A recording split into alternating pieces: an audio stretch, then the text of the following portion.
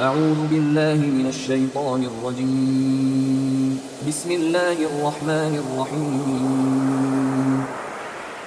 سورہ فاتحہ قرآن اللہ کی بھیجی ہوئی کتابوں میں سے آخری کتاب ہے جو اس نے اپنے آخری رسول حضرت محمد مصطفیٰ صلی اللہ علیہ وآلہ وسلم پر نازل کی۔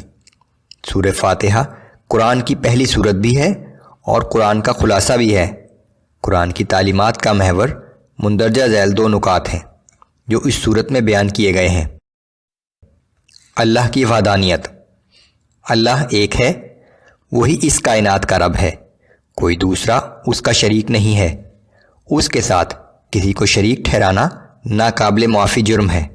مزید یہ کہ وہ ہمہ وقت اپنی تمام مخلوقات پر انتہائی مہربان ہے۔ تمام انسانوں کو اسی کی بندگی اختیار کرنی چاہیے، اسی کی عبادت اور اسی کے احکام کی پابندی کرنی چاہیے۔ قیامت کا وقوع۔ قیامت برحق ہے۔ یہ وہ دن ہے جب تمام انسانوں کو دوبارہ زندہ کر کے اٹھایا جائے گا۔ اس دن ہر فیصلے کا اختیار صرف اللہ کو حاصل ہوگا۔ جو لوگ اللہ کی بندگی اختیار کریں گے، قیامت کے دن انہیں اللہ کے فضل سے ہمیشہ کے لیے باغات جنت میں داخل کر دیا جائے گا، جہاں وہ اپنی کبھی ختم نہ ہونے والی زندگی گزاریں گے۔ لیکن جو لوگ کفر کا راستہ اختیار کریں گے، ان کا ٹھکانہ جہنم ہوگا، جہاں انہیں ہمیشہ رہنا ہوگا۔ اعوذ باللہ من الشیطان الرجیم بسم اللہ الرحمن الرحیم الحمد للہ رب العالمین۔ سب تعریفیں اللہ ہی کے لیے ہیں جو تمام جہانوں کا رب ہے۔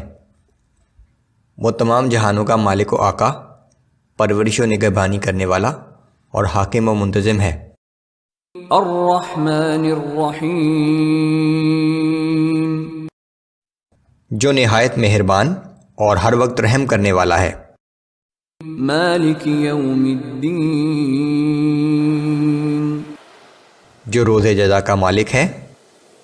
ایاک نعبد و ایاک نستعین اے اللہ، ہم صرف تیری ہی عبادت کرتے ہیں اور صرف تجھی سے مدد مانگتے ہیں۔ اہدنا الصراط المستقیم ہمیں سیدھا راستہ دکھا۔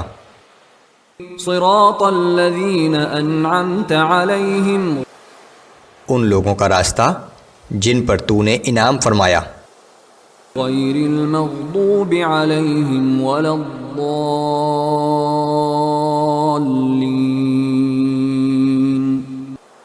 نہ کہ ان لوگوں کا راستہ جن پر تیرا غضب نازل ہوا، اور نہ ہی ان لوگوں کا راستہ جو گمراہ ہو گئے۔